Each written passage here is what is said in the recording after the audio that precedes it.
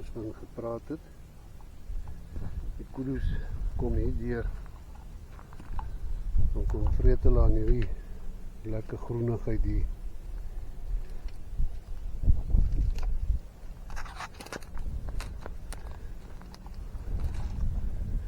So ja. Pas op hierdie deur. Hulle het ons entrance daar toe gemaak. Wat altyd oop was. Hier was het daar deur gekom, hulle het nou takke daar gooi, kyk al. Hulle het nou takke daar loop gooi, maar ons altyd deur. Dit is normaal op die spot waar ons maar die swak op ken, waar ons altyd gestap het. Hierdie gedeelte ken ons, maar het sal ook seker maar baie plekke wees wat vir ons gaan vreemd wees. Maar ons is redelik vertroud met hierdie area. Dan is het om baie geloop. Maar hulle kan sien hierdie bome, hoe groen is hulle hier. En dis hoekom die kudu's hier so wy, want dis die sappige blaartjies wat hulle kou. Dit is vir hulle baie lekker. Dan hierdie sand is dik. Maar hier raak nog baie dikker en moeiliker om in te loop. Dis hoekom die swakkop is, maar hy het sy eie challenges. Hy gee vir baie goeie oefeninge. So dit is altyd lekker om te loop.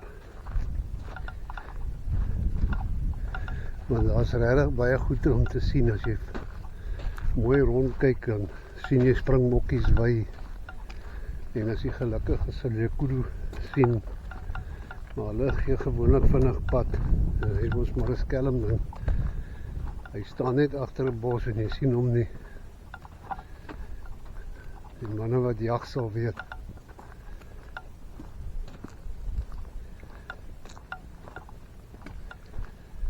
Ja, en verder is dit maar net lekker.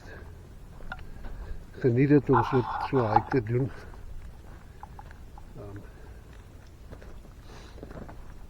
Hoe laat is dit alweer? Ons sal nou gekom op hierdie foon net kyk hoe laat is dit. Hallo. Hallo. Wat? Dit is nou 10:45. 10:45. Ja, lekker warm. Net nie aan hierdie draad ook nie. Ja, hier so is 'n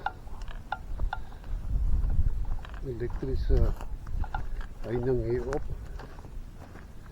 So 'n bietjie 'n skokkende besigheid as jy aan hom vat. So ja, ons het seker nog so eentjie aangaan. En dan sal ons 'n rus vat. En ek dink dan gaan ons nog weer dieselfde roete terugstap.